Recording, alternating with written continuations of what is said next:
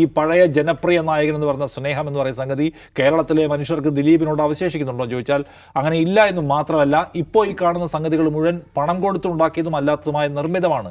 അദ്ദേഹത്തെ ഇപ്പോൾ പിന്തുണയ്ക്കുന്നവർക്ക് പോലും അറിയാം ദിലീപ് അദ്ദേഹത്തിൻ്റെ പലതരത്തിലുള്ള മിടുക്കുകൾ കൊണ്ട് ഊരിപ്പോന്നിട്ടുള്ള ആളാണെന്ന്. പുറത്തു വന്ന ദിലീപിനെ നോക്കൂ. 8 വർഷം കഴിഞ്ഞ് ഒരു കേസിൽ നിന്ന് കുറ്റവിമുക്തനായ ആൾ കാണിക്കേണ്ട സ്വാഭാവികമായ ഒരു സന്തോഷാതിരേഖ ഉണ്ടല്ലോ, അത് ദിലീപിൻ്റെ മുഖത്തുണ്ടായിരുന്നു. അദ്ദേഹം ആദ്യം വന്ന് പറഞ്ഞത് മഞ്ജുവാണ് ഇതിന് കാരണമെന്നാണ്. അദ്ദേഹത്തിൻ്റെ ഉള്ളിലെ കൊടിയ വൈരാഗ്യവും പകയും ആ മൊമെൻറ്റിലും പ്രവർത്തിക്കുകയാണ്.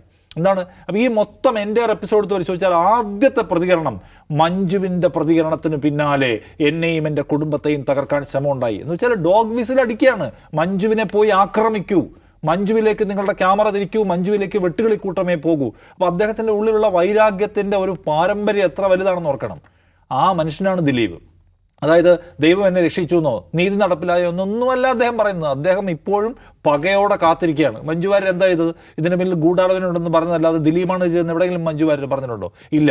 ഇവർ തമ്മിലുള്ള പേഴ്സണൽ ഇടപാടിലെ എന്തെങ്കിലും വിശദാംശങ്ങൾ വെളിപ്പെടുത്തുകയോ അദ്ദേഹത്തെ ആക്രമിക്കുകയോ പരിധി വിട്ടൊരു വർത്തമാനം എപ്പോഴെങ്കിലും മഞ്ജു വാര്യർ ഈ കേസിൽ പറഞ്ഞിട്ടുണ്ടോ? ഇല്ല. പരമാവധി ഒരു മൗനം ആരംഭിച്ചു. അവർക്കിടയിലുള്ള ക്ലാഷിൽ പോലും ഒരക്ഷരം മിണ്ടാതിരിക്കാനാണ് അവർ ശ്രദ്ധിച്ചത്. എന്നിട്ടും അവരെ കൊത്തിവലിക്കാൻ കൊടുക്കണമെന്ന് പറയുമ്പോൾ നമ്മൾ മനസ്സിലാക്കേണ്ട കാര്യം മഞ്ജു വാര്യരുമായി ബന്ധപ്പെട്ട് കൊടിയ പക ദീർഘകാലമായി ഈ മനുഷ്യൻ സൂക്ഷിക്കുന്നുണ്ട്. ആ പക വീട്ടാൻ അയാൾ പൊതുമധ്യത്തിൽ അവരെ കൊത്തിവലിക്കാൻ കൊടുക്കും. അല്ലാതെ ദുരൂഹമായി ചിലപ്പോൾ പലതും ചെയ്തു കളയുന്ന സംശയിക്കാൻ പറ്റുമല്ലോ. അതിലുണ്ട് ദിലീപിൻ്റെ മനസ്സെന്താണ് എന്ന് പറഞ്ഞ കാര്യം. അതുകൊണ്ട് ദിലീപ് ഒരു പരിശുദ്ധനായിട്ട് ഇറങ്ങി വന്നിരിക്കുന്നു ഇതാ എന്ന് വിചാരിക്കേണ്ട. മനുഷ്യന്മാർ മഞ്ജു വാര്യരെ സ്നേഹിക്കുന്നുണ്ട്, സ്വീകരിക്കുന്നുണ്ട് അവരുടെ രണ്ടാം വരവിൽ. കാരണം എന്താണ്? അവരൊരു ജെന്യുവിൻലി സ്വീകരിക്കാൻ പറ്റുന്നു എന്നുകൊണ്ടാണ്. ഇവിടെ നിങ്ങൾ മാനിപ്പുലേറ്റ് ചെയ്യുന്ന അന്തരീക്ഷം കൊണ്ടും അല്ലെങ്കിൽ ലാലേട്ടൻ്റെ ജനപിന്തുണയെ ചേർത്ത് വെച്ചുകൊണ്ടും ജയിക്കാനൊക്കെ നിങ്ങൾ ശ്രമിക്കും.